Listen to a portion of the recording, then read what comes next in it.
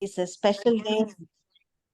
Today is special day for us. I'm super excited to have Dr. Rajesh Koradia with us, and he's like a father of all discussions, and whatever anybody wants, I'm sure sir will be more than happy to answer everything. And then we have Divya, our upcoming superstar, and I'm sure all of you will enjoy her presentation on this journal. And I'll request Sindhu to introduce both our stars. Thank you, ma'am. Good evening. Welcome to today's Journal Club meet. So the topic for today will be impact of different endometrial preparation protocols before frozen embryo transfer on pregnancy outcomes, a review.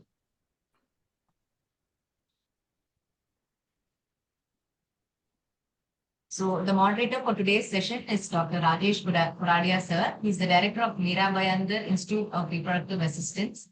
Meera, largest gynec super specialty center of the region, pioneer of gynec endoscopy and IVF in Meera Bhayandar, invited speaker in national conferences, helped setting IVF centers in India and abroad and training, strong follower of evidence-based ART, teacher and guide online and offline. So we're very happy to have you with us today, sir. Thank you so much. Thank you. The speaker for today is Dr. Divya Selvamani ma'am. She's the medical director of Srishti Hospital. She's done her MBBS from SRMC Chennai, DNB from VHS Chennai, and DRC OG, Royal College of Obstetricians and Gynecology. She's done a certificate course in reproductive medicine, ICOG, FICOG, Indian College of Obstetricians and Gynecologists, course coordinator of hysteroscopy workshop. She has a special interest in pregnant implantation failure, and she's the author of the book Alone Together. That's a very interesting fact, ma'am. Thank you, ma'am. Thank you, Sindhu. Thank you for the introduction. Just give me a second when I open the presentation. Sir, can you say a few words before she starts? It's my proud privilege to be again here. And this is, I think, maybe meeting you, maybe offline, online, maybe fifth or sixth time, all of you, many of you, I would say. So yes. I keep coming whenever you invite in any of your conference in your state, and it is always I feel like home, because I find a lot of people around who are academically so bright and interested in academic update and exchange of the ideas and modalities. So really, I like to be associated, and I will remain to be. I would like to be associated in future also with your society.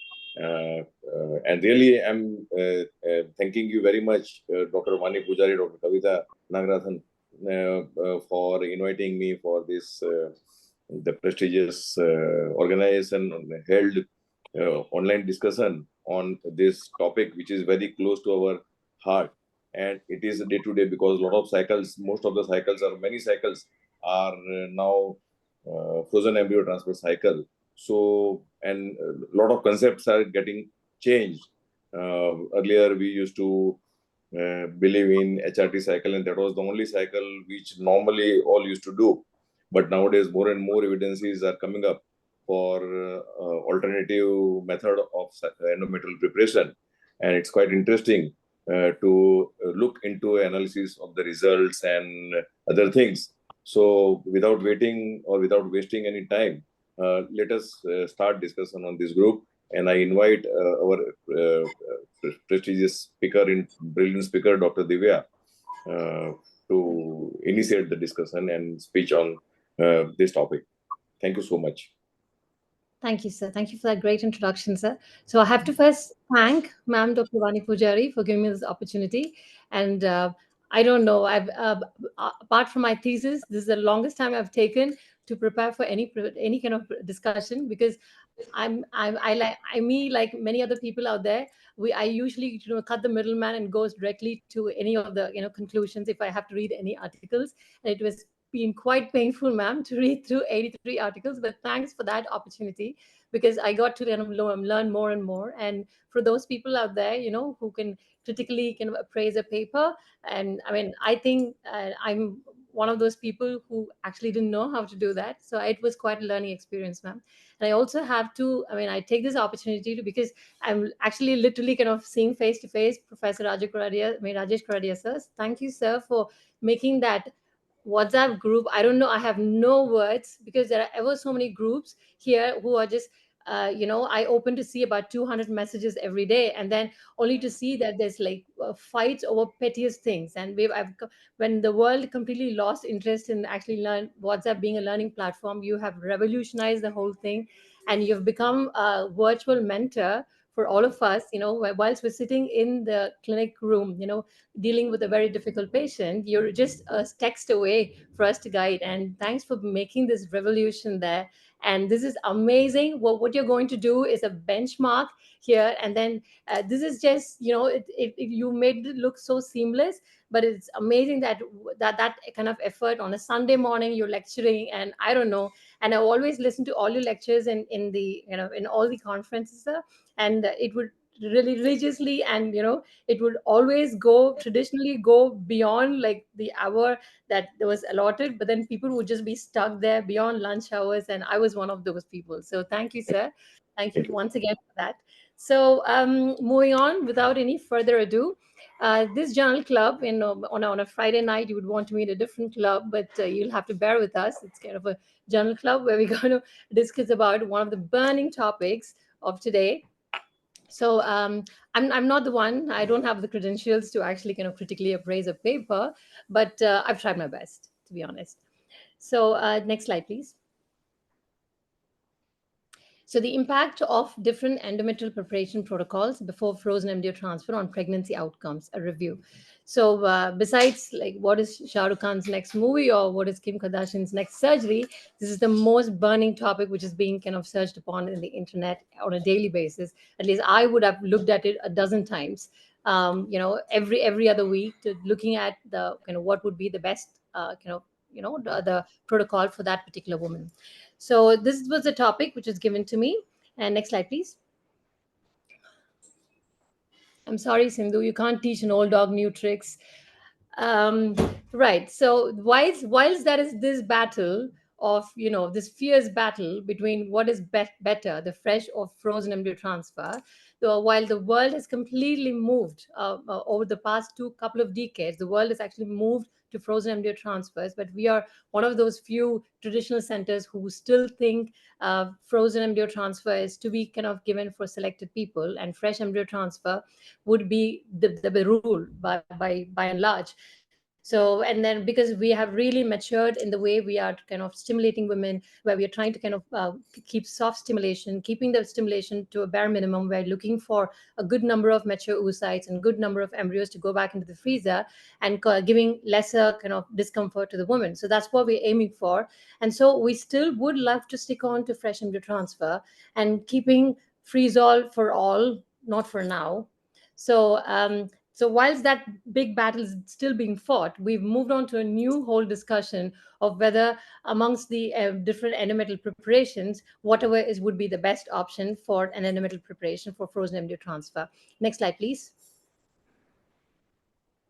So we can see from this national data of the Australia and New Zealand data registry that over the past decade, although kind of frozen embryo transfer is not new to us, we've kind of beautifully kind of evolved from the slow vitrification to the vitrification. In fact, you can even teach me to do a vitrification. So that's how simple, or the learning curve has become so easy that many people can do it with wonderful results. So if you look at this national data from Australia and New Zealand, they have seen over the past decades, people have literally just moved on to kind of freeze all. And whilst kind of initially we had with fresh embryo transfer, you don't have to really look for an implantation window, you just go ahead and transfer.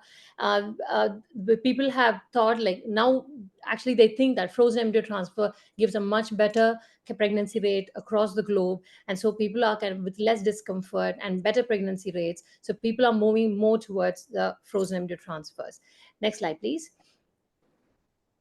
So again, like I said, the battle with fresh and frozen embryo cycles. This was the worldwide studies which have been made, where the multiple RCTs have been studied, and there they had said that there is no big benefit of freeze-all, and still frozen embryo transfer should be kind of tried in all selected patients. Next slide, please. And so these were the two big RCTs where they had compared the fresh and frozen embryo transfers, and they had found out that with frozen embryo transfers, there are less chances of obstetric complications, but increased chances of developing a large for gestational baby. We always kind of know that. Next slide, please. So again, this is a slide which kind of comes up in every presentation about frozen embryo transfers, and this is where comparing the confidence intervals of both the fresh and frozen embryo transfers, where we see that the large for gestational age favors more in favor of FETs, and the other kind of preeclamptic risks or preterm birth or placenta previa or PPH was more in favor of fresh embryo transfers. But again, postpartum hemorrhage was also seen in favor of FETs as well, because of the large for gestational age babies. So this paper actually was looking for the pregnancy outcomes as well. So whether it was addressed or not would be the end of this. I mean, at the end of this discussion, we would go back into that. Next slide, please. So the relevance of the question. So when I have been doing a lot of kind of review articles on how to critically analyze a review paper, so when I kind of look for that, the first ever question the first ever instruction which popped up was whether the study question was actually relevant. So that is a big tick box there, because this is a burning topic. Like, everyone needs to know, the world needs to know what is actually the best embryo transfer, endometrial preparation for embryo transfer. So like we said, we have slowly kind of evolved from slow vitrification to slow freezing to vitrification, and this has been the most searched for topic.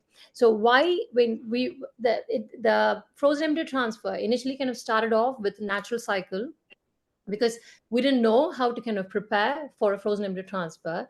But then the pregnancy rates were so prohibitively low, so they had to literally kind of move on, and that's when the program cycle came into picture. So that kind of gave a hand, so it made our lives lot easier. So only to find out after the next like 10 years of research into the program cycles, that women did have lots of complications due to that. We have not completely given up on the program cycles, but yes, it's something to ponder about, so that we will have other options as well, and then that we need to kind of optimize or tailor make it for that particular woman to have a better ongoing pregnancy rate. Next slide, please. So the methods. So 83 articles was quite painful. So they had actually looked into the literature research, and the search engine they had used was PubMed, and they had looked at all the articles which were published until June the 2022, and it included all the systematic reviews, meta-analysis, large scale RCTs, and sometimes a priori interim analysis as well, and some smaller studies which were made into big meta-analysis, and it's from kind of abstract from annual meeting as well. So if you kind of look at the authors of this paper, Professor Block-Heel was one of the lecturers in the recent ESHRE in Denmark. And I happened to listen to one of his lectures, and he said, like, put up your hands who all do program cycle. And we all, like, very kind of enterprisingly put up our hands, only to find out, like a slap on the wrist. He said that you guys are all going to be out of business in no time, because program cycles are not the thing anymore. So you'll have to slowly move on to natural cycle or modified natural cycle. So it was like a slap on the wrist. And then I thought, okay, let me just gear up, go back home and do all of them, just modify natural, and only to find out that for some reason my results were not that great that particular month. So I've kind of moved on to individualizing to what is best for that particular woman, right? So the next slide, please. So the relevance of the study question. So next slide, please. The one before, thank you. The next I think one. I went to the previous slide by mistake. I'm sorry. No worries, no worries. After methods, this is the slide. Oh no, there's one slide. Oh, is that right? Okay. So if we have to look into the kind of level of evidence, we all know it'll be like preaching to the choir. If I have to just tell about what are the different kind of level of evidence, we would like to have more systematic reviews and and RCTs, and we will have more of meta-analysis, so that we have more numbers, so that we can have a proper inclusion and exclusion criteria to arrive at the diagnosis, to look at the safety profile of any particular medicine. So next slide, please. So what were the different endometrial preparations studied? So the studied different preparations were the program cycle or the HRT cycle, the natural cycle, and the stimulated cycle. Next slide, please. The questions we were expecting to for the review to address, is what is the best estrogen priming, whether luteal phase support has actually to be given or not, programming the cycles as to how to go about, so that we're not like stuck every day in the clinic at all times, or what are the different kind of miscarriage rates with different protocols, or obstetric outcome with different protocols. Next slide, please.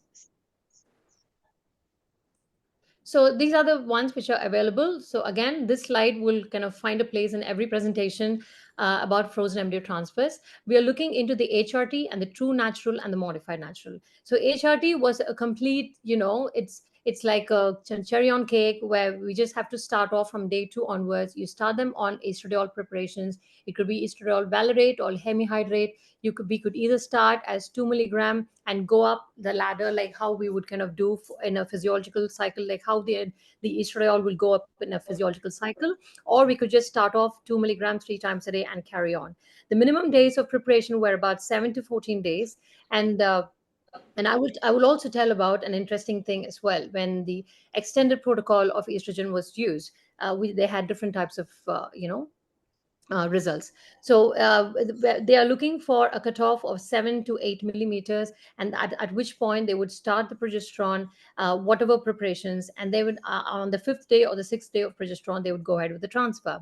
A true natural cycle, whereas we're looking for a dominant follicle there, and monitoring kind of LH levels at different points, and kind of looking for the LH surge, and then doing a transfer on LH plus 6. While modified natural is you're following up a follicle, and when you find out that the follicle is dominant, you go ahead with the thing. This is kind of you go ahead with the HCG trigger, and 36 hours after which we start the progesterone, or just do kind of HCG, and 1 week later we do the transfer. So I will be coming back to this. I'm sorry to rush through this. Next slide, please. Right. So the different estrogen supplementation. So these were the 2 major kind of studies which had studied about the estrogen supplementation. So what does estrogen do? So it's going to kind of increase the gene expressions in the endometrium, so that when it is the embryo is actually arriving there after the pre-estrogenization and the progesteronization of the endometrium, it has the best endometrial receptivity. So there were days when the endometrium was beyond about 13 or 14. I have actually canceled cycles, thinking in my head that anything which goes beyond 14, the success is going to come down. It's like after this study, this meta-analysis by Glujovsky et al., it's like a slap on the wrist, where they had seen that when we had an increase in the endometrial thickness, it actually increases the pregnancy chances, and there was no kind of higher cutoff as well. So that was based on the Cochrane database, and there was no negative impact when the estrogen was I'm sorry, the endometrial thickness was more. But that said, when the estrogen was given for more than 28 days, that basically had a negative impact on the pregnancy rates, because we have to know, it's like, what is actually going on there. I mean, it's kind of we are missing the big elephant in the room while we are kind of giving for 28 days of estrogen, and then the endometrium is not getting picked up. So there could potentially be a uterine pathology, or what else is going on is what we have to look into. So more than 28 days of endometrial preparation for estrogen was actually having a negative impact on the pregnancy rates. Next slide, please. Next slide, please. Okay, the estrogen supplementation. So this was the thing. So they had done this retrospective study, the one I just kind of discussed about, and neither implantation or the clinical pregnancy rate was kind of and was negatively impacted by the duration of estrogen administration. But when it was going beyond 28 days, it did have a negative effect that was proven by Bowden et al. Next slide, please. So the review on the endometrial thickness, this was a Canadian study. Again, this was a Canadian ART registry where they had noted like 96,000. That was a massive number. And out of them, 53,000 odd were FETs. And they had plotted the mean standard deviation. And we all know because in the fresh cycle, we have supraphysiological estradiol levels. So the endometrial thickness will be slightly more when compared to the same day of a frozen embryo transfer. Next slide, please. So again, this is a way big, table to kind of actually discuss. But in a nutshell, when the endometrial thickness was going beyond even 18, the pregnancy chances were not actually kind of jeopardized by the endometrial thickness being going beyond that. Next slide, please. So that's whatever we said already. So that does not appear to be a thickness above which the pregnancy outcome actually worsened. But when the endometrial thickness was going less than 6, there were kind of considerably less pregnancy chances. So there were days when we would actually kind of cancel a cycle when the endometrial thickness did not reach even up to 7 millimeters. But again, that's kind of a wake up call. So if we have a good pattern and we have good vascularity, again we still will be able to go ahead with the transfer and have good pregnancy risk, pregnancy outcome. But we have slightly kind of noticed more kind of subjectively, when we have kind of lesser endometrial thickness and we go ahead with the transfer, we might potentially have a slightly small for gestational age babies, sometimes even placenta, manual removal of placenta, or sometimes we could have nothing at all, or preeclampsia risk as well. So next slide, please. Again, so whatever I discussed just now, so the impact of a thin endometrial lining on fresh and frozen transfers. In a fresh transfer, if we're having a thin endometrium, that's something we have to actually look up, because with the supraphysiological estradiol levels that much, why is the endometrium not picking up? So that is a time when we actually have to think, because as is in a fresh cycle, when we do the transfer, we are slightly kind of putting them at risk if we have kind of had minimal to mild OHSs of them developing preeclampsia or gestational diabetes. But when they have a thin endometrium and in a fresh cycle and we are going ahead with the transfer, again, we might have to think twice before doing that, because there is a potential risk attached to that. But in a frozen embryo transfer, 6.5 was still okay, and it did not actually kind of reduce the pregnancy chances. So this was a retrospective cohort analysis in the Canadian registry. Next slide, please. They had seen over a period of a couple of years, and it was again a massive number. And with each kind of increase in the endometrial thickness, the pregnancy rates were a little bit better. But those which had a reduction in the endometrial thickness, but which was still within kind of 7 to 8 millimeter, it did not decrease in a big way the pregnancy chances. Next slide, please. So, but the limitations of the study was because it's more of a registry and there could be a lot of flaws in the actual reporting, and it could be completely biased as well. And approximately about 8% of the study, the cycles could not be included in the analysis due to the data irregularity. And the demographic data will also play a major role, because depending upon which kind of whether she had a poor response and with which ethnicity she came from, there is a potential chance that the endometrium, this study could have been biased, although it was a big number. Next slide, please. So the wider implication of the findings is like, although pregnancy and live birth rates reduced with decreased endometrial thickness, reasonable outcomes were obtained even with lower endometrial thickness measurements. So that's kind of the bottom line that we have to take home. Next slide, please. So moving on to progesterone. So we all know, we've been still pondering over which way of progesterone is the best, oral or vaginal or intramuscular, subcut. So what is the better route, or what is the best route for this? We still will never know. Next slide, please. So besides, I mean, it would be just like 12 standard biology if we are saying like placenta. I mean, the progesterone does, it is a uterine relaxant, or it thickens the cervical mucus for preventing polyspermy. No, I mean, progesterone has much bigger things to do. It has a tremendous thing to do when it comes to immunomodulatory kind of effect, because that there it also, I mean, at the molecular level, it is basically helping the maternal immune system not to reject the semi allogenic fetal tissue.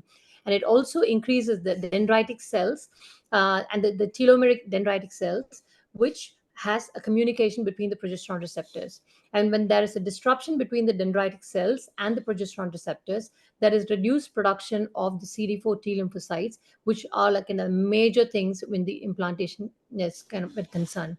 And also kind of increases the homeobox genes, which are the major gene expressions that would be looked for in window of implantation, or for the endometrial receptivity. Next slide, please. So this was a Cochrane database where they had looked at 32 studies. This was all in the review, and they had compared whether it was oral or just oral and vaginal, or vaginal and IM. So there were so many kind of combinations which were tried, and a few of the studies had also tried dydrogesterone. So we all know that the Lotus study, the Lotus trial kind of came up with the non-inferiority of the dydrogesterone, and they also have a major role in the immunomodulatory effect. So I'm sure all of us have moved on to adding dydrogesterone as well to the protocol, so that they will have that kind of warmth to the implantation of the pregnancy. Next slide, please. So in that particular Cochrane database, they had seen that in the fresh cycles, they had started progesterone right from the day of the oocyte retrieval, and they had continued all the way up to 12 weeks for the luteal-placental shift, and most of them had used vaginal progesterone. Next slide, please. So it was a 10-year based survey and four web-based surveys on large IVF centers. Again, it was based on 330 IVF units, and we can see like that, I mean, that many cycles were included. Next slide, please. So most respondents were between 2019, and if you see, there will be kind of transition from vaginal, oral to completely vaginal in some cases, and vaginal and dydrogesterone was a new introduction into the practice after the Lotus trial came around. And sometimes even HCG alone was actually used, but then the results were quite depressing, so they kind of moved out of the way. Next slide, please. So many multiple kind of random double-blinded randomized studies, they had been kind of participated in the Lotus one clinical study and the two. The initial Lotus study compared the oral dydrogesterone with vaginal 200 vaginal micronized progesterone, and the next study compared the vaginal gel as well.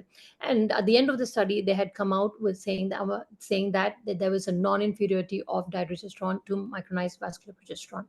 Next slide, please. Okay, that was what I said. I'm so sorry I'm boring with all these studies. Next slide, please. So these were the two kind of figures which were present in the review article. So where they had kind of compared, and where I had told already about the program cycle, where when it was going beyond the 28 days, they had reduced success rates.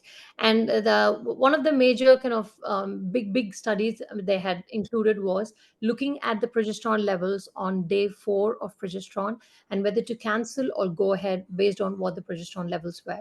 And many of the studies had used 9 as a cutoff, 9 nanograms, below which they were seeing that the pregnancy rates were actually kind of coming down. So at which point they had rescued the cycle, giving them intramuscular progesterone, and still had decent pregnancy rates. And some people had also studied saying that progesterone levels more than 30 nanograms per ml were having detrimental effects with the pregnancy rates as well. And with the natural cycle, but then going completely natural, adding the progesterone was actually making a difference, about which I'll be discussing just now in a minute. Next slide, please. So this was various studies. I would have, when we have to critically analyze a paper, we would have really appreciated if all these studies were actually kind of put on as, either charts or numbers or tables. But this was all which was there. So if we have to analyze critically at this point, so I would say, like, probably having a table which compared all the levels, and when what was the actual pregnancy rates when the progesterone levels were less than 9 or more than 30 would have been ideal in this paper, review paper. Next slide, please. So again, when they looked into the progesterone levels, like I said, some studies which gave only 50 milligram of daily intramuscular ones. There were three different armed kind of RCTs. 645 women were studied. Some people were given a combination of 200 milligrams vaginal progesterone twice daily plus 50 milligram intramuscular every third day. And next slide, please. This was done by Devine et al. In 2018. And they had to prematurely withdraw the cycle, withdraw the study, where in one of the arms where only vaginal progesterone was given because the pregnancy rates were quite low. Quite understandable, because the levels of the vaginal progesterone might not completely reflect as a serum progesterone. So we all have been there, and so they had to kind of withdraw that prematurely and close that particular arm and carry on with the other arms where they had given vaginal progesterone plus the intramuscular and the intramuscular alone.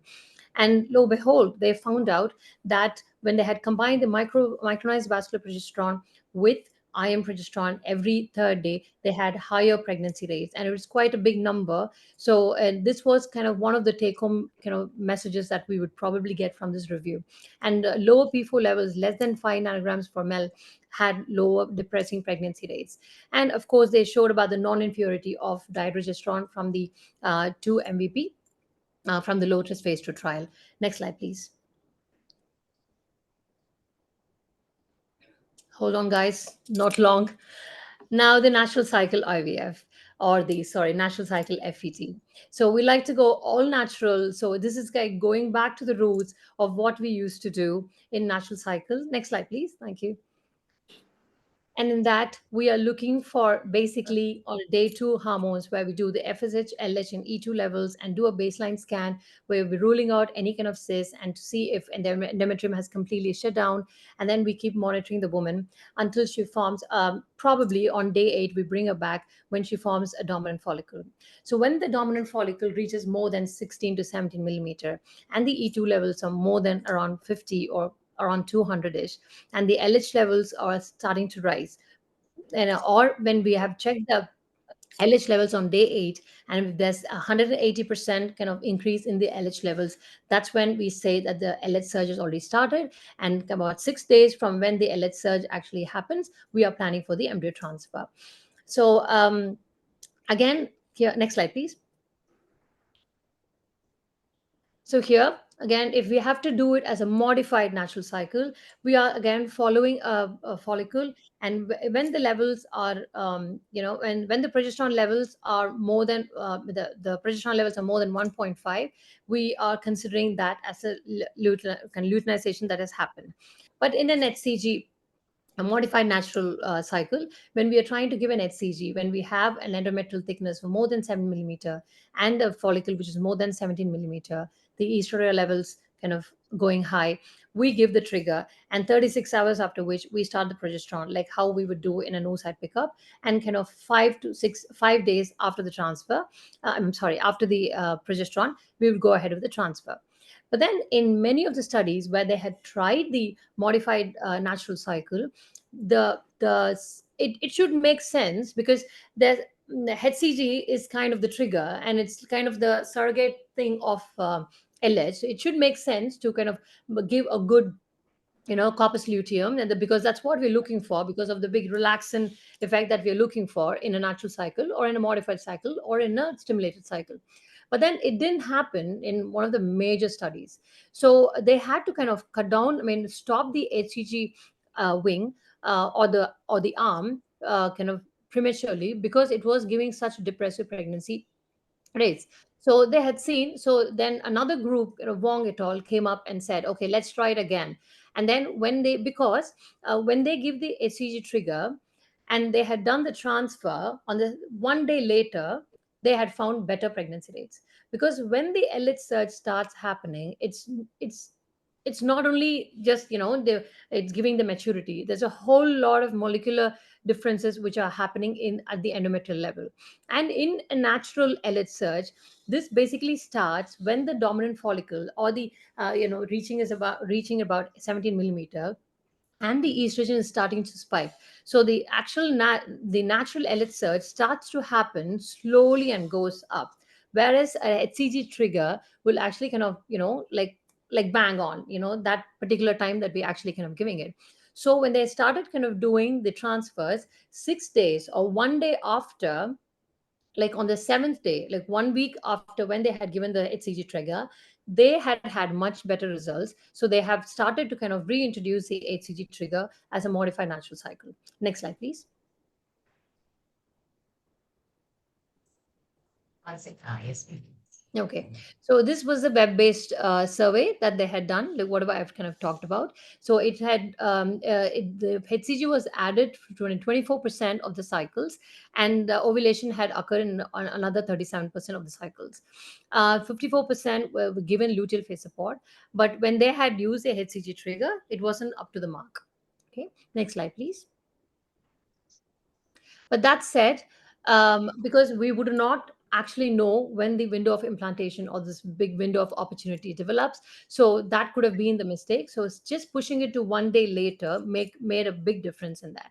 So in that study, when they had compared the spontaneous LH surge, the true natural cycle with the HCG group, you can obviously see that they had much better pregnancy chances and lesser miscarriage chances when compared to the HCG group, and positive pregnancy chances were much, much higher when compared to the HCG group. Next slide, please. So again, this was again a big study where they had tried to add progesterone in a natural cycle frozen embryo transfer. It was a systematic analysis where they had made, 4 RCTs were included. The next slide, please. There were totally about 416 studies, out of which 6 studies kind of used progesterone, and 2 studies were used HCG, and 7 studies were included in the total meta-analysis. So they were looking at the association between the progesterone luteal phase support and the live birth rate that remained significantly higher when they were compared to not giving any progesterone in the natural cycle. So this was a good meta-analysis, but they had really good exponential clinical pregnancy rates when they had given progesterone in a natural cycle. It might be either injectables or vaginal progesterone, but because when we were trying to do a natural cycle, they were giving only most of the studies were giving only micronized vascular vaginal progesterone with really good results. But when they had used only HCG as luteal phase support, it did not increase the clinical pregnancy rate. Next slide, please. So this was a skewed diagram. And next slide, please. I will just explain everything. So again, whatever studies were included, Fatemi et al. Actually proved in amongst all these RCTs that when compared to giving the progesterone in the natural cycle, compared to giving it just HCG, the progesterone had a much better effect. And these were really large studies. Next slide, please. Okay, so the meta-analysis, the available evidence indicates that progesterone administration for luteal phase support is beneficial following NC-FET, natural cycle FET. No evidence to support the administration of HCG for luteal phase support in these cases. Additional large RCTs are necessary to improve the quality of evidence, was their verdict. Next slide, please. So again, going back to our own review, what the strengths of this review are, like, because the study question was much needed to be studied. So we are very thankful to them for coming up with this review. And they have utilized large studies, including systematic reviews and meta-analysis and Cochrane database.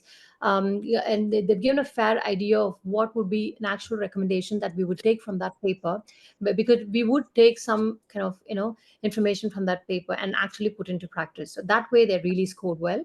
And there were multiple primary studies which were critically appraised, and they were continuously, they had very stringent criteria for kind of inclusion. And, those studies which were particularly selected were actually really kind of critically appraised. So that was the strength of the study. Next slide, please. But if we have to critically analyze, it was the search engine was only PubMed, and the inclusion and exclusion criteria for certain studies were not completely clearly mentioned. And the compilation of all these studies, it would have been better if they had given us tables or charts. But the summary of all large meta-analysis could have been kind of covered.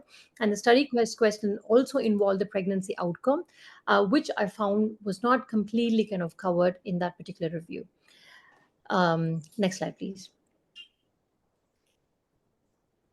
So in conclusion, we are kind of slowly moving on from program cycles because we are towards natural cycle or modified natural cycle, because they are at increased risk of developing obstetric complications like preeclampsia or large for date babies, and hence postpartum hemorrhage. And there's a fierce battle going on there in the literature, whether physicians should just continue prescribing programmed FETs in ovulatory patients. So there is like a strict criteria for natural cycle FETs, where you could particularly use that for women who are having a regular cycle, at least close to regular cycles, who are actually ovulatory women. We cannot kind of use that for women who get a cycle only on withdrawal, or who are kind of poor responders and who kind of started off to have thinner endometrium anyway. So the individualization has to be there for that particular woman. We have to sit down and see, looking at all their previous kind of responses to stimulation or whatever. We'll have to sit down and individualize to that particular kind of woman. Yeah. So if at all we have to take home from this review, it has to be that the individualization has to be the key. And the measurement of luteal phase progesterone, it might offer additional opportunities so that we don't kind of cancel that cycle. We can still rescue the cycle and have a good pregnancy, or achieve the actual pregnancy rate that we're looking for and have a healthy pregnancy. Next slide, please. So thanks for all the patience that you've had. I know it's a really, really long review article and then a discussion. So I pardon me if I've really bored you. Thank you. Shall I stop sharing, ma'am? Yes, please, Ma. Thank you.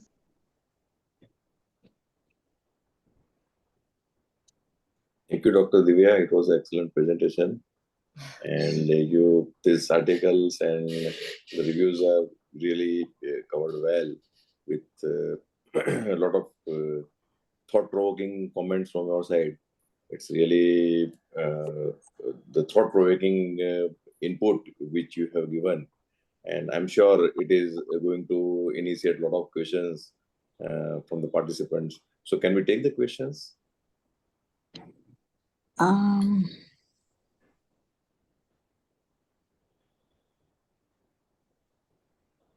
There are no questions in the chat box yet, ma'am. Okay. Probably the thing is going to end might be the question. Somebody has raised their hand. Dr. Rani has raised her hand. Yeah. She can talk. Dr. Rani? Please unmute yourself, ma'am. I'm sorry, ma'am. Sorry, unknowingly I sent. I'm sorry. I'm listening. Okay.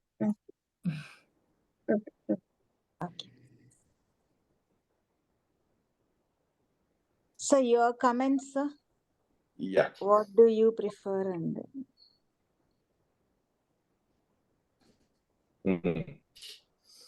So, more or less, I follow individualization of the protocol for the endometrial preparation.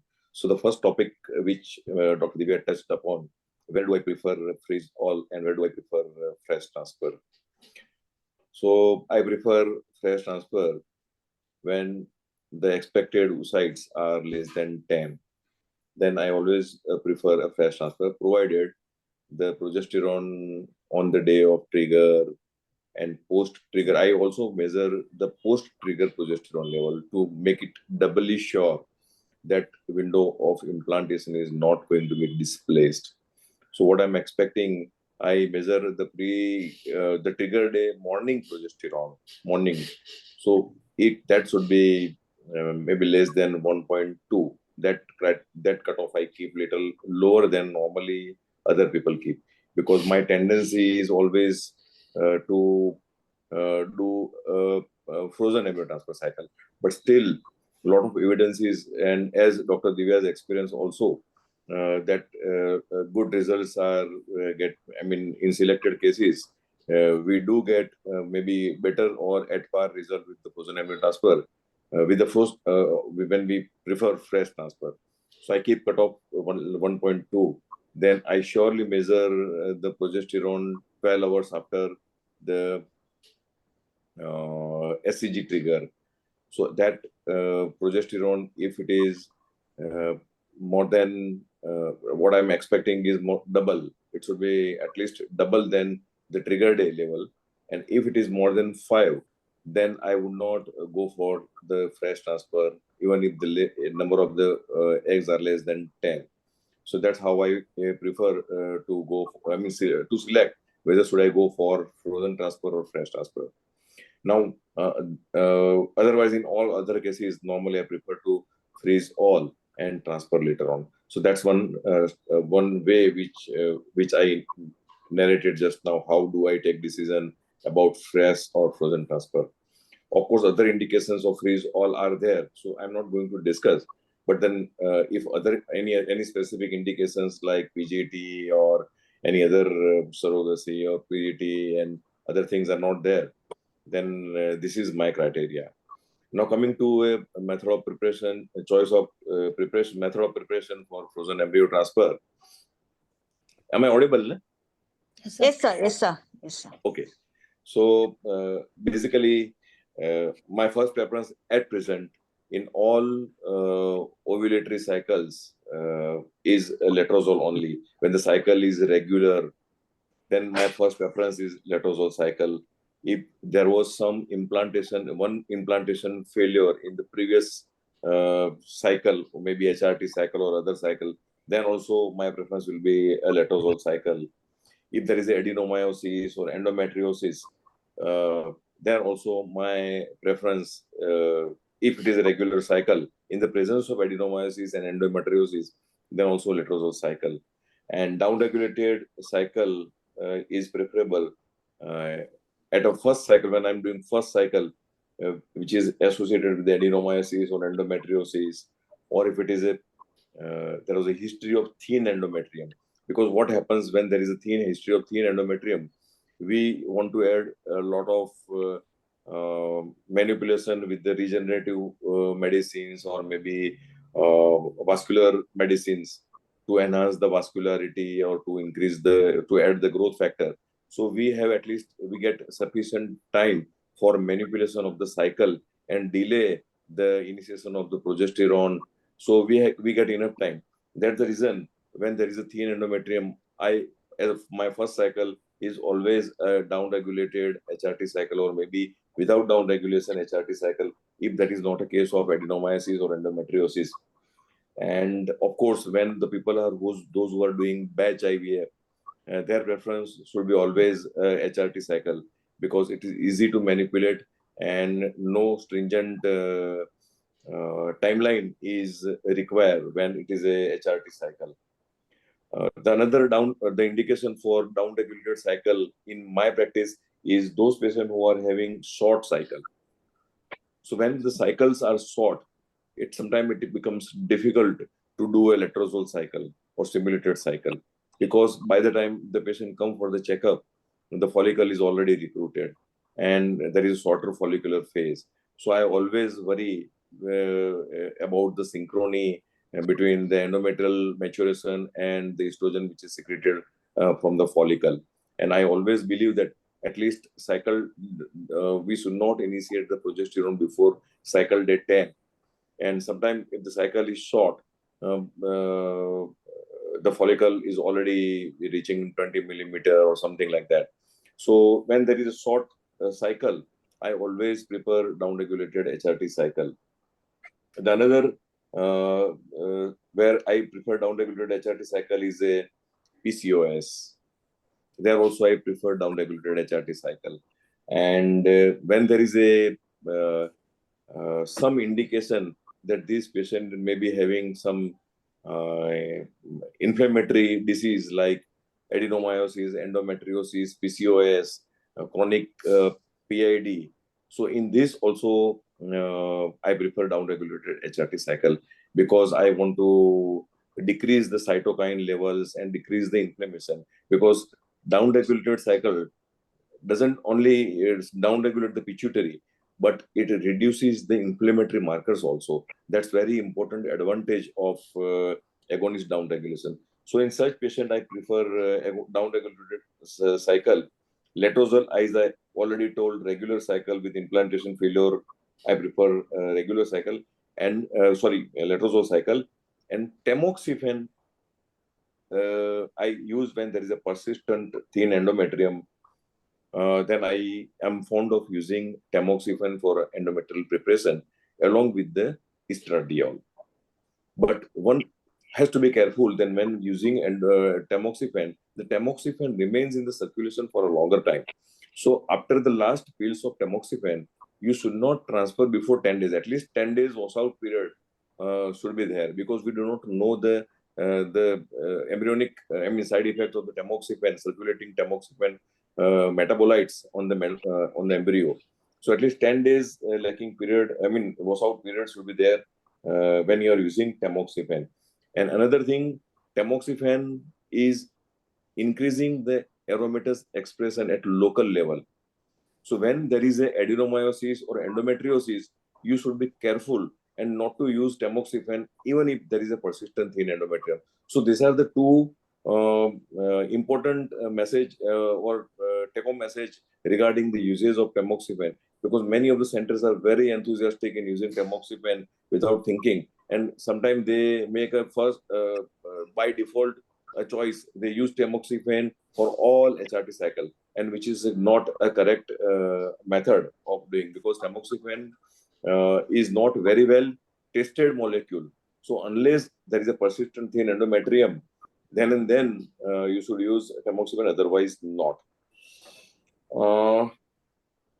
Rest of the things are there. You must, whenever you want to do a natural cycle or modified natural cycle, you should not mix up the terminology between natural cycle, modified natural cycle, and stimulated cycle, because then what happens, the message going to the novice people is different. When we say natural cycle, means we do not give trigger, we do not give antagonist, we do not give any oral drugs or monotropin or anything. We don't give. We just support progesterone in the later part of the cycle. That's it. Then we call it as a natural cycle, and we monitor cycle purely by LS search, nothing else. So this is natural cycle. When do we call modified natural cycle? When we are using SCG trigger, then we consider, we name it as a modified natural cycle, because hormonal level, progesterone rise, LH levels are different when it is a natural cycle, and it's different when it is a modified natural cycle. So one should not mix. And in our verdict group also, the 80% of the questions are related to progesterone level and the post-trigger, when to transfer, how to transfer, whether to give progesterone support or not. This question arises because they are confused about what is the difference in the progesterone level in natural cycle versus SCG trigger cycle. That is a modified natural cycle. So one must understand that progesterone rise or progesterone on the day of trigger is different in natural cycle, and it's different in SCG trigger cycle or stimulated cycle, letrozole stimulated cycle. And post trigger is also different progesterone level. So we have to be careful in giving a proper name when we are comparing, when we are discussing. And third is a stimulated cycle, when we use letrozole commonly, but if it is even if it is stimulated with the gonadotropin, that should be considered as a stimulated cycle only. Normally in stimulated cycle, we may use SCG trigger, we may not use SCG trigger, but we stimulate the follicle with some stimulant drug, may it be oral drug, may it be gonadotropin, then we call it as a stimulated cycle. And HRT and down-regulated HRT cycle there is no confusion about that. So nomenclature, we have to take care, And very important thing which is to be noticed about the natural cycle, modified natural cycle, and the cycle where the estradiol level is less is you must understand that the progesterone, the window of implantation is quite liberal and relaxed when it is a natural cycle or modified natural cycle or stimulated cycle as compared to HRT cycle. The HRT cycle window of implantation is very strict, and deviation from that definitely affects the result, which is not true about the natural cycle, modified natural cycle, and stimulated cycle. And second thing, the gene expression, which are important for the implantations, are quite better in natural cycle, modified natural cycle. That's the second thing. So these two things we have to understand. And when the estradiol level, circulating estradiol level is low, the window of implantation is broader. And when the circulating estradiol level is higher, the window of implantation is shorter. So these are the couple of take-home message which I thought is going to be useful. I am ready to answer any question if any question. Ma'am, there are some questions in the chat box. Should I read them? Yeah, yes, Sindhu. Yes, Sindhu. Thank you very much, sir. It was an excellent insight. And we'll take the questions. So Mona ma'am asks, is Proliton Depot as luteal support? Go into chat box. 17 OHP. Sorry. 17 OHP. Can it be used as a luteal support? 17 OHP. What is that? Hydroxyprogesterone. Proliton Depot. Yes, Depot. Yes, as per the literature, you can use. And I personally, I do not have any experience. But if somebody from Indira IVF, they once upon a time they used to use regularly. I do not know now are they using or not, but they are proponent of using hydroxyprogesterone depot injection apart from the other preparation. But then we had noticed few cases of hypospadias when they were used, not as a luteal phase support, but in early pregnancies for any bleeding or anything. We had noticed a slightly increased chance of hypospadias and epispadias. So we literally kind of stopped using it, or we put it away for probably more than 28 weeks so that they don't affect it at that point. Yeah. And what is the need? I mean, we have dydrogesterone, we have got macronized progesterone, we have injectable progesterone. Now, painless subcutaneous injection, then I don't think that there is a need of hydroxyprogesterone. So when we are on that, do you give a different kind of supports for all these different kind of preparations? Do you have for natural cycle? What do you use? You said you will use progesterone in natural cycles as well. So do you differentiate between natural MNC and stimulated and downregulated? So as far as if I have to say, it itself is a long discussion. But if I have to say in nutshell, I would say, if whenever I document ovulation, without a CG trigger, then that's a natural cycle, or purely based on LS search, which are very few instances, I would say. This happens when I'm monitoring the cycle and the estrogen follicle has grown, but the endometrium is lagging behind. So in this, no option left. So we have to monitor the cycle daily. I call the patient daily for the follicular monitoring. And sometimes what happens, after in last 2-3 days, the endometrium level suddenly increases and becomes optimum. And simultaneously, the follicle also gets ruptured. So these are the instances where I do a natural cycle. If I notice the follicular rupture, then I am not in hurry to start progesterone immediately. But I make sure that progesterone I start before at least 1 day or 2 days before the transfer day. So that is regarding the natural cycle. 2 days before, 1 day or 2 days before the transfer day, embryo transfer. I normally do day 4 or day 5 transfer. So at least after rupture, I will not start for next 2 days progesterone, 2 to 3 days, and then I will start progesterone as far as the natural cycle is concerned. Now coming to modified natural cycle where SCG trigger or stimulated cycle where SCG trigger is used. So how I do? So normally after LS surge, the ovulation is expected within 36 to 40 hours. Blood LS surge. Obviously, we practically do urinary LH kit. So once urinary LH kit is positive, the ovulation is expected in next 15 to 24 hours. So, and if there is a SCG trigger, then post trigger the ovulation is expected to occur between 36 to 40 hours. So, whenever I am relying and I notice LS surge, 24 hours post LS surge, if the ovulation has not occurred, I start progesterone and counting is started from that point of time. But before that, if the ovulation has occurred, my counting starts from the time of the ovulation and I delay starting progesterone for next 2 days. Because once the ovulation is detected, that itself secretes at least 25 to 30 milligram of progesterone. So there is no need to add progesterone. And it might theoretically displace the window of implantation. Maybe more progesterone is not needed. It's not good. It's not needed and unwarranted.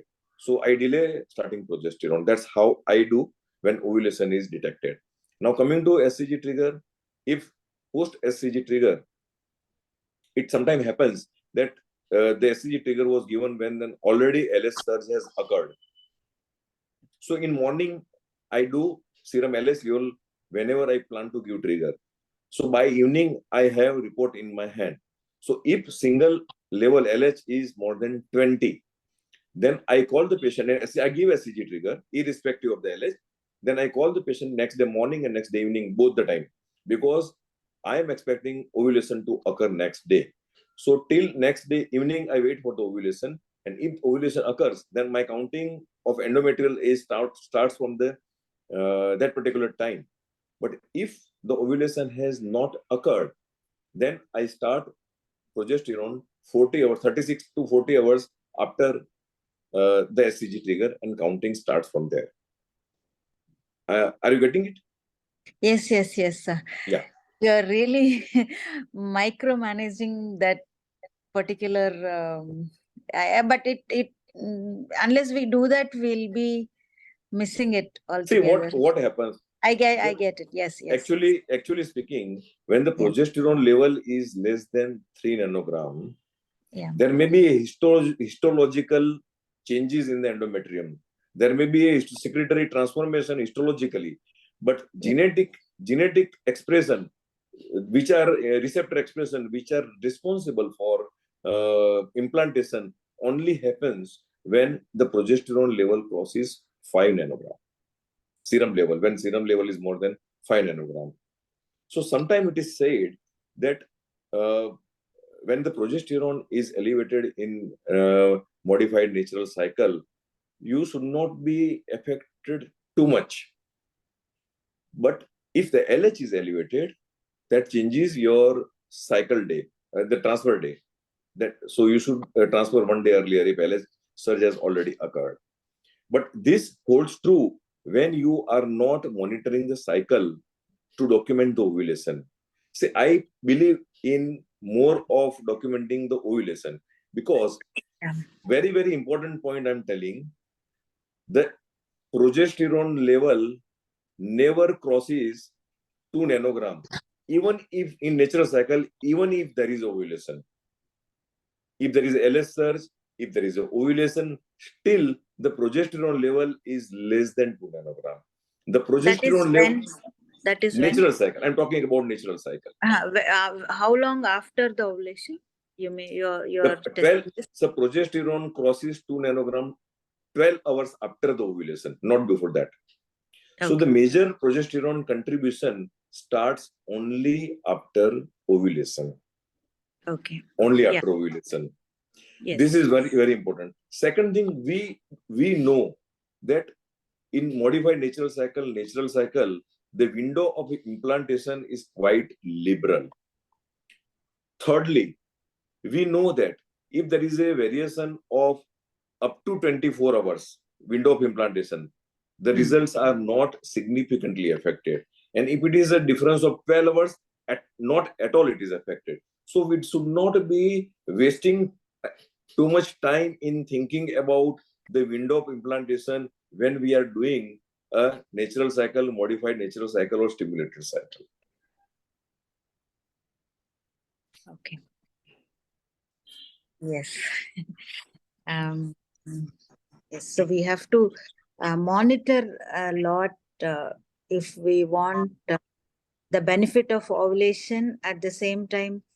Or if you do not, madam, if you do not want to monitor, then you have to call. If you are doing one modified natural cycle or stimulated cycle, or you are giving SCG trigger, you have to call the patient twice in a day. Then you can definitely do the cycle, because there are few people who keep saying that blindly after SCG trigger, blindly start progesterone 36 hours after the progesterone and start counting from there. I do not agree. Because it's an ovulation which initiates the endometrial aging. It's not SCG trigger. It's not SCG trigger. Suppose you have given SCG trigger when the LH level was already high. And ovulation, it happens that tonight you are given SCG trigger, and tomorrow early morning only there is ovulation. And suppose you then you're counting to start progesterone from 36 hours from the trigger, and to start counting endometrial age goes haywire, because there is a difference of 24 hours, more than 24 hours. So it is better to monitor. If you do not want to do the jugglery of hormonal estimation, at least post trigger, you have to call the patient next day twice. So 3 visits: next day morning, next day evening, and 36 or 38 hours after the trigger. So if you make these 3 visits possible for the patient, then there is no need of any hormonal estimation.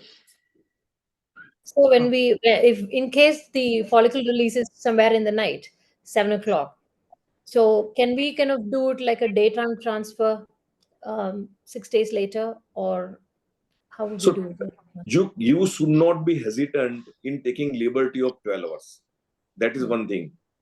When there is a decision to be taken whether to expose the embryo endometrium for more progesterone or less progesterone, more progesterone is more better rather than less progesterone.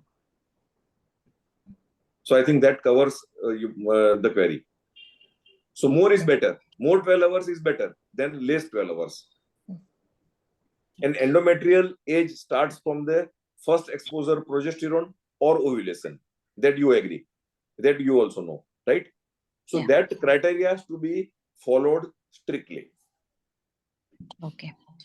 So it's a nice point. So if you want to do natural cycle or modified natural cycle or stimulated cycle, we have to look at the ovulation and then be guided by that. Absolutely. Yes, very much so. And then there are because what happens, madam, what happens when you give SCG trigger? The post SCG trigger, the early luteal rise of progesterone is so high. On one side, we are thinking about the altered or advancement of the window of implantation when there is a hyperstimulation. When there is supraphysiological rise of estradiol, then more progesterone. We are thinking about the advancement of the window of implantation. When SCG trigger is given, tremendous amount of progesterone is secreted early luteal phase, and this high level is maintained for next 5 days. Next 5 days, and from 6th day, the serum level of progesterone starts dropping down, and by 8th day post SCG trigger, which is an actual period of implantation, the progesterone level is less than what is there in natural cycle. This is something everybody forgets. Everybody forgets. On 8th day post SCG trigger, the serum progesterone level is lesser than what you observe in natural cycle. So actually speaking, that's a time where the endometrium needs progesterone. So whenever you give progesterone, even in control ovarian stimulation, time intercourse cycle or IUI cycle, it don't rely only on SCG trigger. Always supplement them with the progesterone support, because at the peri-implantation period, the progesterone deficiency is there. And to cover that deficiency, either repeat small dose of SCG is required or some form of progesterone is required. And if we give that before, we are giving more progesterone. More progesterone. So we are theoretically, we are advancing the window of implantation. Window of implantation. So we have to. Yeah, madam. Yes. Start after 5 days. If there is an ovulation, don't give anything for 5 days, do you say, or 4 days? No, 2 days before your transfer. So at least for 2 days, don't give. Okay. Next 2 days, because the progesterone starts declining 4 days after the ovulation when SCG trigger is used. Okay. So you for next 2 to 3 days you are quite safe. Before it starts falling, you should supplement with the progesterone. So that is my one concept. Another very interesting concept I am telling you, madam. We give progesterone for downregulation of the estrogen receptor. We give progesterone for secretory transformation and initiate the cascade of the receptor production, which are responsible for implantation. Yes. And third, we give for the immunomodulation, because there are initially pro-inflammatory markers and later on anti-inflammatory markers which plays the role. Yeah. So this immunomodulatory action is best with injectable progesterone only. And second best is dydrogesterone. So you must include either both the molecule or at least dydrogesterone in luteal support, because vaginal progesterone does not have proper immunomodulatory action. This to be kept in mind always. Okay. And my third concept, which are practically relevant, is whenever there is you suspect that inflammatory cytokines are there, like chronic PID or adenomyosis or endometriosis, you always expect more aromatase expression. You always expect progesterone resistance. Resistance, yes. So in these cases, always try to give higher amount of progesterone. Without fail, combine vaginal progesterone, dydrogesterone, and injectable. Injectable for 5 to 6 days, and dydrogesterone daily, and micronized progesterone vaginally daily. Okay. Because these are the patients who are suffering from progesterone resistance. Yes. So these are a couple of important the things which I normally follow in my practice. Okay, that is what my concern was when we are using natural cycle or modified natural cycle, and if we are expecting a progesterone resistance, then it will be very difficult to titrate the progesterone. And now the papers are coming up saying you can look at the value of progesterone. It should not be too low. It should not be too high also. Like if it can be too high, we will probably dump them with so many things and then be okay that it's going to be helpful. The more is merrier, but the more, if it is more, then they either there is no implantation or they're going for miscarriage. So we have to titrate the progesterone, and to titrate the progesterone in a natural cycle or modified natural cycle might be probably difficult, and we don't know. We are giving external progesterone and internal progesterone, and whether when we are measuring, will we be able to measure both together? all that is even more complicating things, I think. But it is compensated by two things. One, the receptor gene expression is much better as compared to the HRT cycle in natural and modified natural cycle. And okay. two, the window of implantation is quite liberal, so that compensates for all other things. Okay. And there are a few more questions here. We'll yeah. Yes. Ma'am, can you Dr. please elaborate on measuring LH levels in natural cycle? How often we have to do? So now, if you ask me, and if I have to give the answer theoretically, then I have to say that if you really want to document the LH surge, you have to measure once the follicle crosses 15 millimeter, you have to measure LH level daily and E2 level daily. The moment the LH level crosses 17 international unit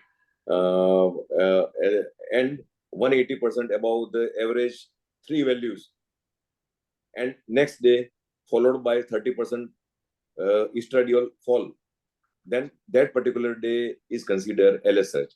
This is too clumsy. Nobody follows. And it's not possible. So we never do all this regularly. We simply rely on urinary LH kit. We simply rely on urinary LH kit. So what I do, I take help of urinary LH kit. I take help of the folliculometry, where I measure the follicle. When do I expect LH surge? When the follicle is crossing 16 millimeter. Cycle length, then I also consider the length of the cycle. Suppose the length of the cycle is 30 days most of the time, then I have to expect LH surge to happen any day beyond 12th day. Day 12, after day 12, I am almost safe. But once day 12 of cycle crosses, the LH surge can happen anytime. So by estimating LH surge or predicting LH surge, we have to consider the cycle length also. So one, urinary LH kit. Two, the average cycle length of the patient. Three, the vascularity, perifollicular vascularity. That also I take into the consideration. It should be at least 3/4 covered. And fourth is the PSV of the perifollicular vessels. It should be more than 10. So if 3 out of 4 is present, I am very much vigilant about the LH surge to happen.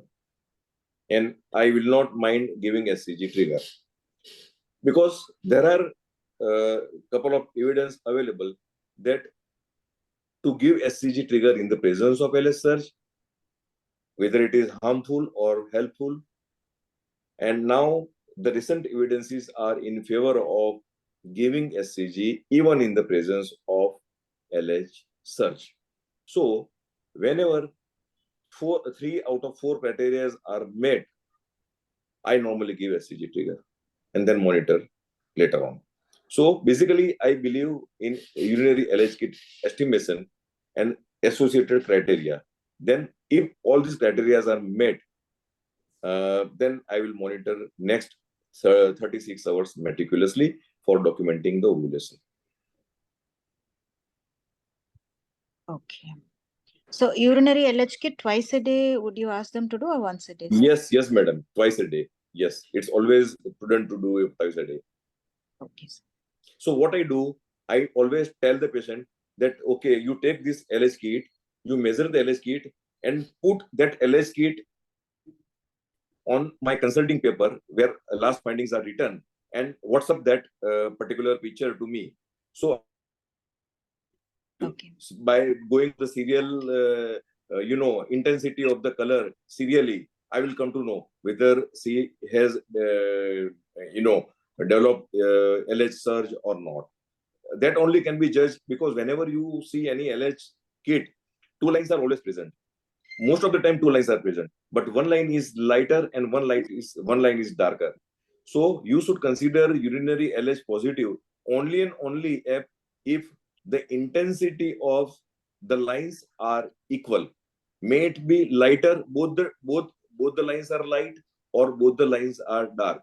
But if the intensity is unequal, then that should not be considered as a LS surge. We should have one more discussion on this to get clarity. Okay, sir. Next question. 3 more questions are left, ma'am. Next Yeah. question is, how many months gap to be given between OPU and natural cycle FET? Sometimes next month, immediately following OPU, it is difficult to get dominant follicle. So now there are well-established studies and not very old study, maybe within 1 year only, the study had come that a lot of people were discussing how fast can we do frozen embryo transfer after freezing the embryos. So if you want to do HRT cycle, yes, very well, you can go ahead next cycle.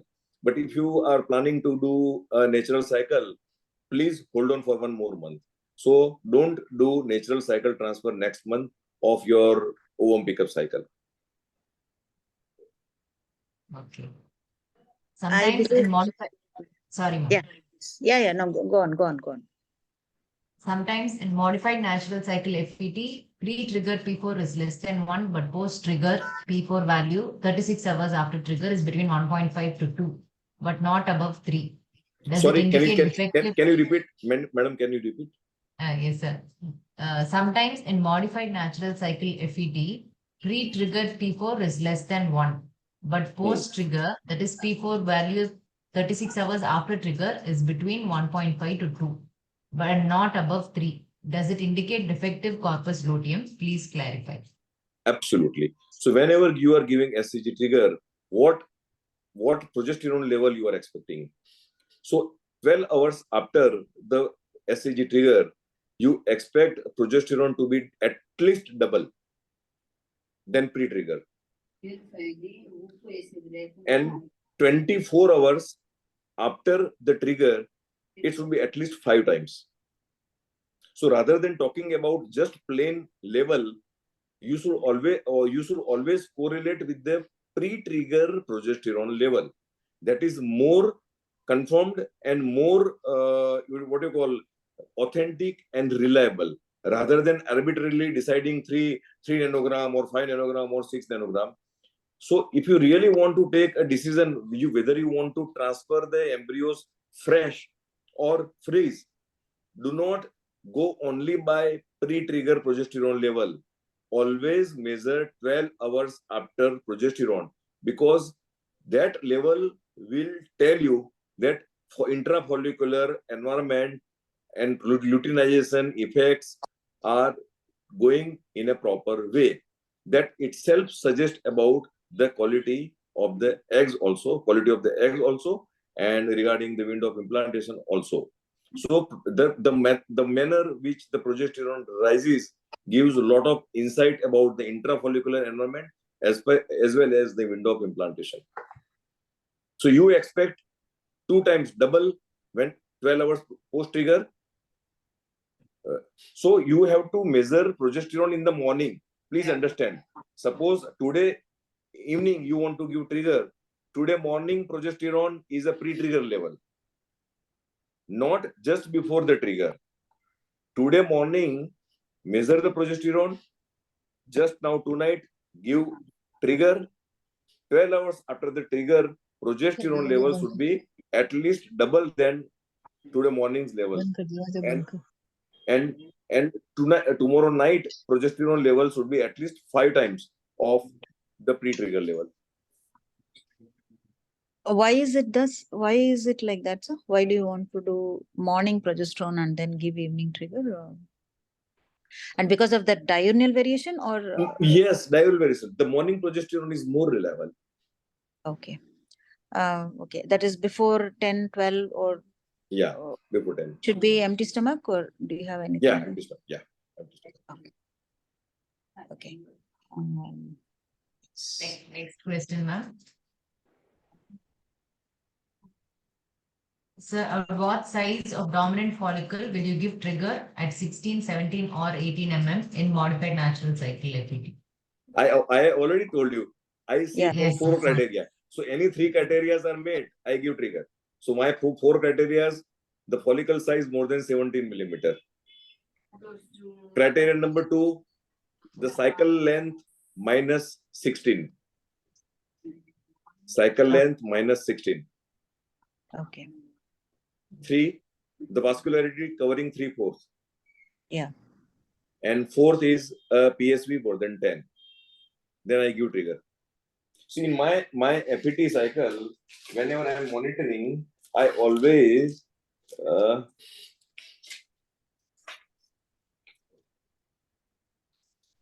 see, if you can see the trigger category here, my finger is there. It is written.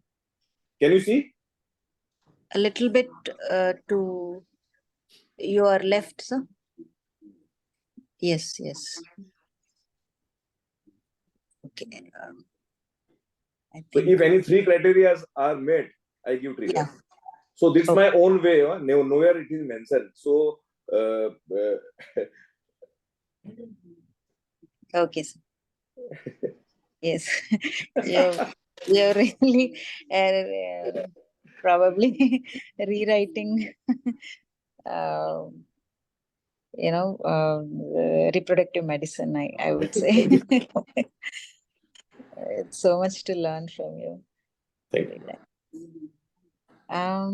Which brand of urinary LH kit are you using, sir? So what urinary kit I got is not reliable. So this is the kit.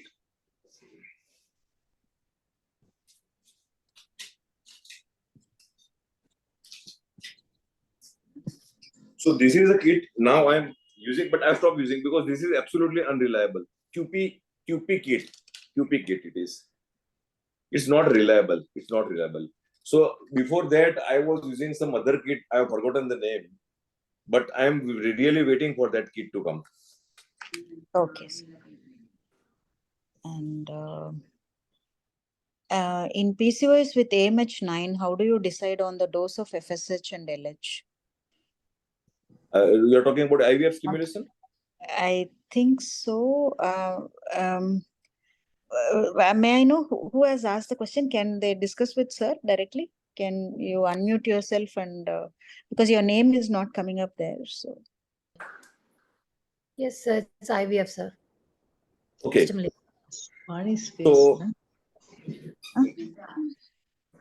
So how I do that? See, I always keep telling the PCOS, there is no single rule. Okay, in PCOS, you have to reduce the dose of gonadotropin. It's not true. There are 2 types of PCOS. One is poor responder PCOS, another is hyper responder PCOS. Sorry. So the phenotypic A and B PCOS, that is a typical PCOS. Those who are having anovulation and hyperandrogenicity. Then these are the PCOS where AMH level is more than 8. These are the PCOS which are severe variety of PCOS. These are the PCOS where AMH is high, basal LH is high.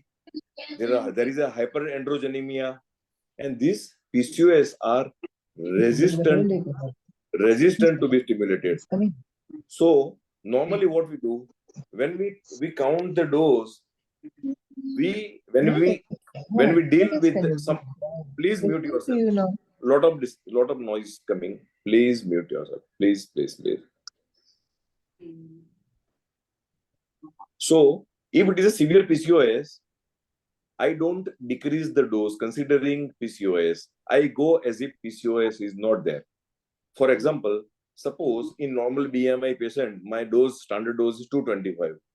And if it is a maybe diminished organ reserve or elderly patient or obese patient, my dose is somewhere around 300. The moment I come to know that it is a PCOS, if it is a milder PCOS, I would reduce the dose by 50 units. But if it is a severe PCOS, I will not reduce the dose. So in other words, I tend to give little higher dose of gonadotropin in severe PCOS, which is suggested by the AMH level, which is more than 8. Now, as per RFSH versus HMG, no difference. Whatever you are comfortable, you can stimulate. There is no difference. Yes, sir. And some of these PCO patients can have LH receptor abnormalities, and they might require a bit of LH, and they do better with LH than just FSH. Only thing is, Absolutely, it's madam. probably difficult to check for LH polymorphisms, and the severe the PCOS, we think that there are so many genetic modifications in that PCO woman, and one such might be LH polymorphism as well. So that is I generally think, and because it's all the time, it is very difficult to check what kind of LH polymorphism is prevalent in PCO patients, whether it's the other variant which they mention, or PCO people have a different variant, we don't know. So that is why I usually think if it's a severe PCO, so more genes are involved. So thereby So there is you correctly said, madam, and your experience is absolutely true, and it is same with me. And even it has been very well documented by the paper published by Dr. Ava Mazumdar from Delhi. So Yeah. she had said that there is a group called FSH resistant PCOS. FSH resistant PCOS. So they maybe tried FSH, but then the moment they switch over to the HMG, yeah. that the follicle started growing. Yeah, So even in our the routine practice also it happens. But say who is that before we start, it will be difficult. But I generally take higher the AMH, there is some kind of polymorphism going on. AMH is 10, 11, 20 sometimes. So some yes, kind of polymorphism going on, and LH probably is the commonest, and then add LH kind of. yeah, So It's great that you brought it up, ma'am, because we've been like doing a small kind of study where we are trying to, in affordable patients, we are trying to do pergoveris. So right from the beginning, and we have seen like the numbers of days of stimulation with pergoveris was slightly kind of lesser, and the progesterone levels were also lesser. And the hyperstimulation again, yes, they might go into like minimal to mild, but they were still okay to have a fresh transfer and had really good pregnancy rates. So it's great that you brought up the LH, circulating LH levels are, they're not very active. So yeah, I mean, I think if we do kind of a multicentric trial or so, we might, at least in affordable patients. yeah. okay. So I think we'll take the last question probably. Or if somebody else wants to discuss with sir, you're free to do so if sir is okay with it. I'm absolutely okay. Absolutely okay. Mona? I think Mona wanted to say something.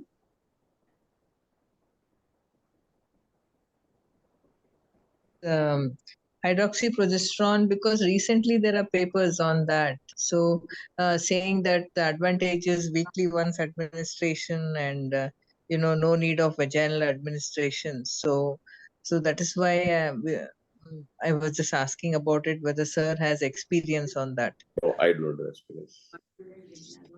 Okay, sir. So many times the follicle doesn't rupture after the LH surge up to 48 hours also. So so then what do we just we go ahead, sir? Like there is no we do. So you're talking about which cycle, madam? And I how do think we she's talking about MNC, sir. Well, FET natural cycle, cycle? FET Yes, sir. cycle. Yes, sir. Natural. I mean, say stimulated or natural cycle. The follicle LH surge is there, but the follicle doesn't rupture up to 48 hours. So I see. I said clearly how I do. So if I have documented urinary LS surge, and yeah, in the after documenting urinary LS surge, the ovulation should occur in next 24 to 30 hours maximum. maximum. Okay. So normally, what criteria I keep after documenting LS surge, if the ovulation is not documented in next 24 hours, I start progesterone Start. and my Okay. counting starts from the moment I start progesterone. And to my surprise, most of the time, when you call the patient on the next day of starting progesterone, that follicle is already ruptured. Okay, sir. So today you would document LH rise, and in 24 hours there is no follicular rupture. If you look at the hormonal chart, there is always a slight rise in the progesterone before initiation of the LH. Okay. So there is definitely a role of progesterone as a trigger of LH. Yes, sir. So if there is no ovulation after 24 hours, do you start progesterone right then and there, or wait for 36 hours? So just no. After LH kit, LH positive, after 24 hours I start. Just start. Okay, sir. Okay. If there is no ovulation, you will start.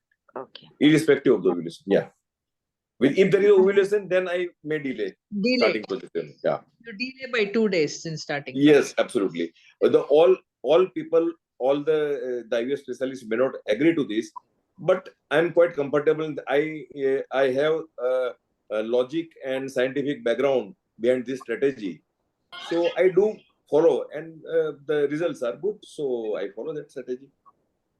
Okay, sir. It was good interacting with you, sir. Yeah, thank you. I have a quick question, sir, if it's all right. When we start tamoxifen, and on day 7, we don't see a dominant follicle, and the endometrium. When we start tamoxifen for endometrial preparation, on day 7 or day 8, when we bring them back, there is no dominant follicle, but the endometrium is not grown that well as well. Probably it's just about 5.9 or so. Could we start estrogen at that point as an add-on and carry on? And then when we get 7 or 8 millimeter, we could start the progesterone. Very, very, very good question. Very good question. So now the tamoxifen, the purpose of starting tamoxifen is to have its advantageous effect locally on the endometrial level, right? Yes. It acts by 2 ways.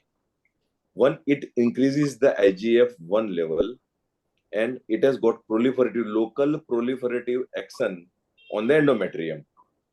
And 2, it increases the aromatase expression at local level, increases the estrogen production at local level, and which is responsible for endometrial proliferation. We want to take these two advantage of tamoxifen, and that's the reason we are starting tamoxifen. Frankly speaking, when we start tamoxifen, we do not want a follicular recruitment.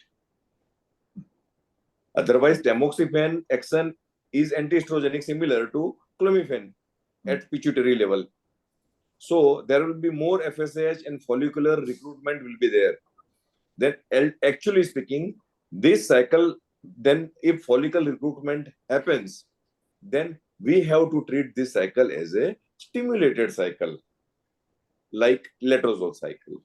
But we do not want to do that, because I start tamoxifen in persistent thin endometrium, and I anticipate adding lot of vascular and regenerative medicines for the development of the endometrium. So I do not want to catch catch my neck because of the recruitment of the follicle. So to prevent the recruitment of the follicle, whenever I start tamoxifen, simultaneously I start estradiol, so that it will inhibit the FSH and there won't be any recruitment of the follicle. Okay, sir. But with letrozole, you prefer 2.5 or 5 milligrams, sir?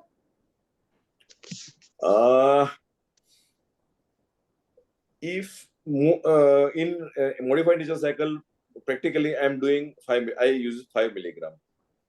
And if we do not, I always use letrozole. May it be a control organ stimulation for time intercourse, maybe for IUI, maybe for stimulated cycle. I always give letrozole for 7 days. Always, not 5 days. I always give 7 days. Okay. If I give 7 days, I rarely find any need of further more extension. By 8th day, when I call the patient, most of the time, the follicle is already recruited, which sometimes does not happen when I call patient on after 5 days of letrozole. So it is a 5 milligram daily HS, not 1 md, 2.5 milligram bid 2 tablet HS at the bedtime daily for 7 days. Normally I give, but in some of the patients, what I observe is the endometrium is lagging behind. The follicle is already recruited and endometrium is still thin. This is because of the inhibition of the estradiol. But the one positive advantage of this is that is something called what you call quintinus, that word I have forgotten. Quintination of the estrogen receptor. I forgot the name. Quintination something of the estradiol receptor. So later on, when because of this effect, when these receptors are exposed to the rising estrogen from the follicle, there is a very rapid proliferation of the endometrium. And in 2 days, the endometrium is proliferated. In 2 or 3 days, you must have observed this. So in typically letrozole cycle, in the first half of the follicular phase, the endometrium is thin. But in later half of the cycle, the endometrium is matching the follicular size. So you have to patiently wait rather than giving trigger or rather becoming restless. Why endometrium is lagging behind? Or So if even you really, so if you really do not want that, then please give 2.5 milligram only. Wait for 6-7 days, and if there is no recruitment of the follicle, then add some small dose of gonadotropin, or maybe use extended protocol with the step-up dose of the letrozole.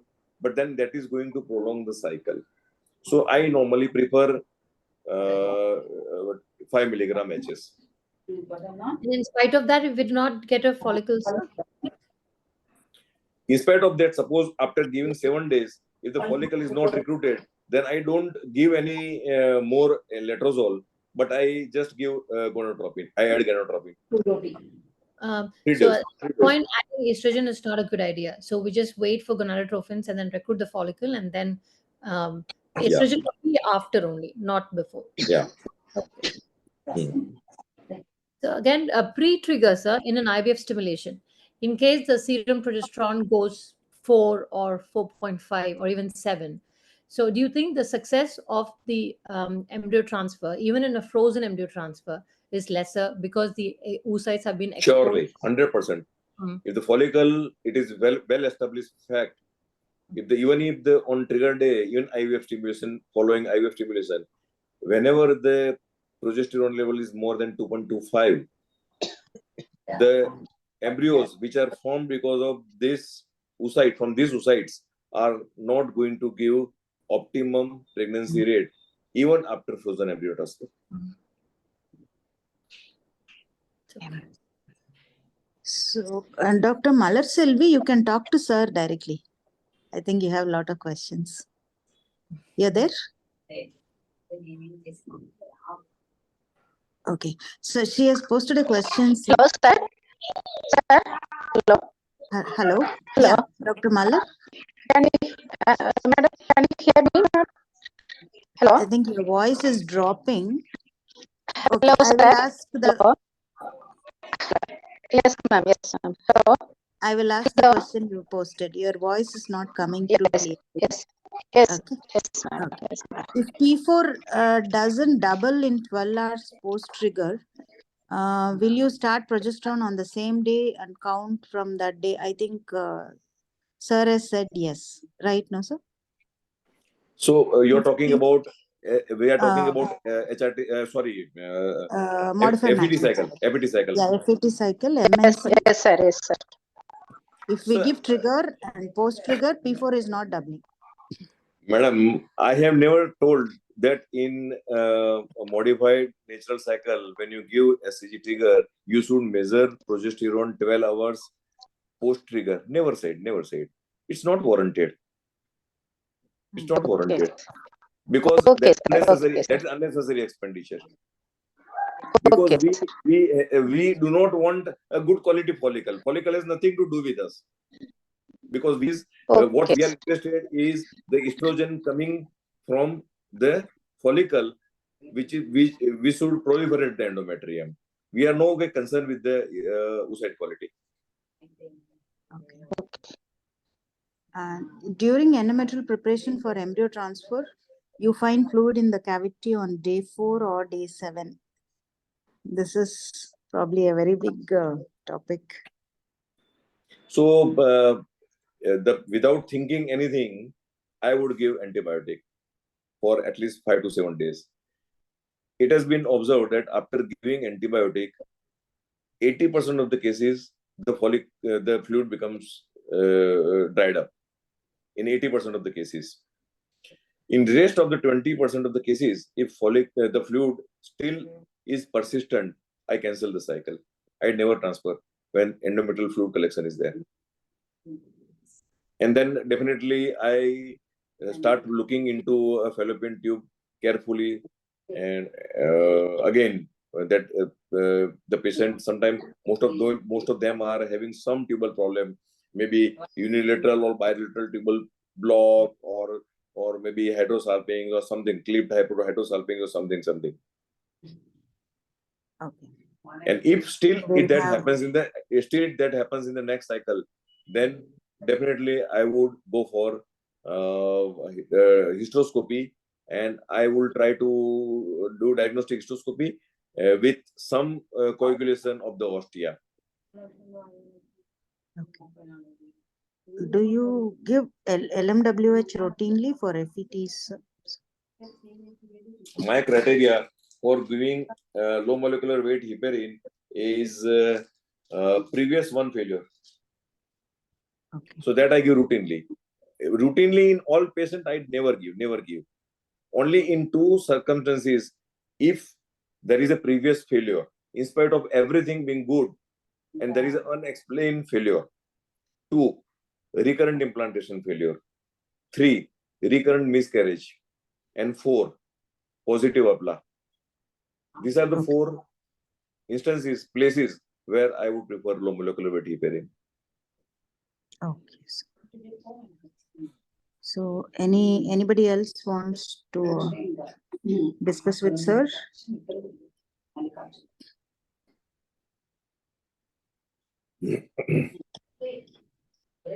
Okay, sorry? The questions are keeping on coming in. Dr. Preeta? Dr. Preeta says post-transfer, do you do progesterone levels? Sorry, what is her question? Post-transfer, do you measure progesterone and titrate it? Never.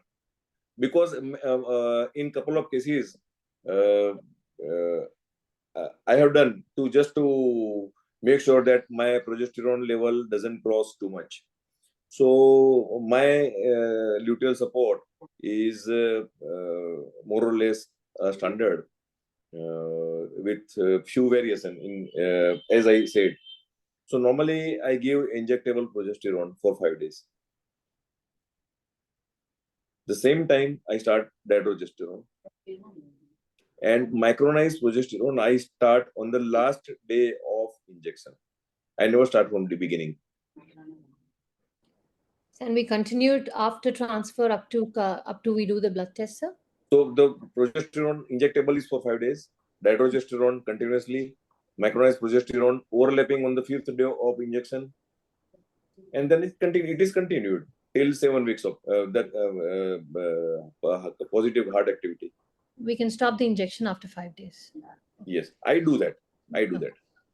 That's my way of being.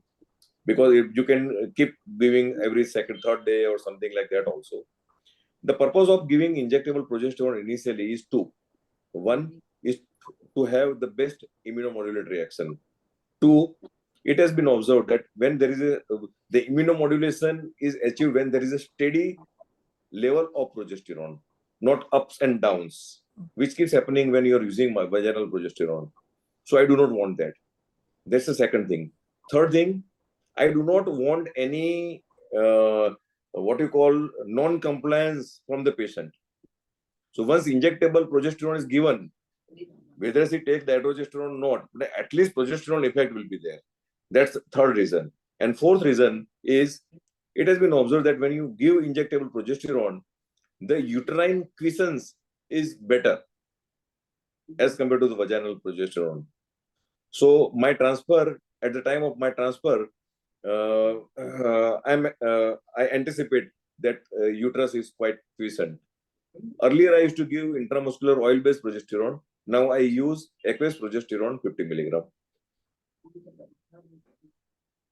Okay. I think somebody asked about aqueous progesterone. So Aqueous, I use sir is aqueous also, only. sir is already But aqueous answered 50 that. milligram. I use aqueous 50 milligram. Yeah, they've asked for the dose also. Yeah. So thank you very much for your patience and really, I'm getting more and more doubts, and I'm. If we start, then there is no. We cannot end this today, probably. So I would request to join on some of the Sundays. Yes. Then we have discussed on a specified topic, and followed Yes. by it's an open forum discussion. So you are most welcome whenever you get time. Sure, sir. We'll definitely join. Thank you very much. Anybody wants to ask a pressing question, or shall we wind up the session?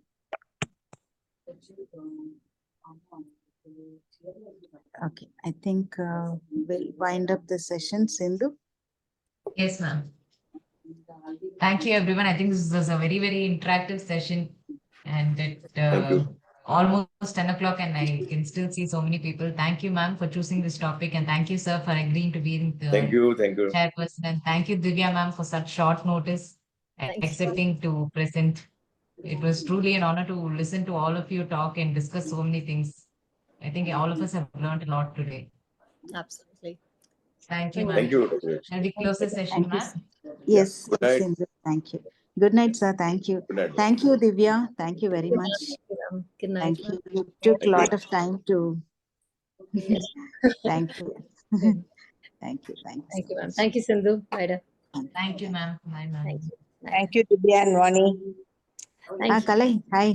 Thank you. Yeah, thank you. Thank you. Thank you so much, ma'am. Thank you. Thank you.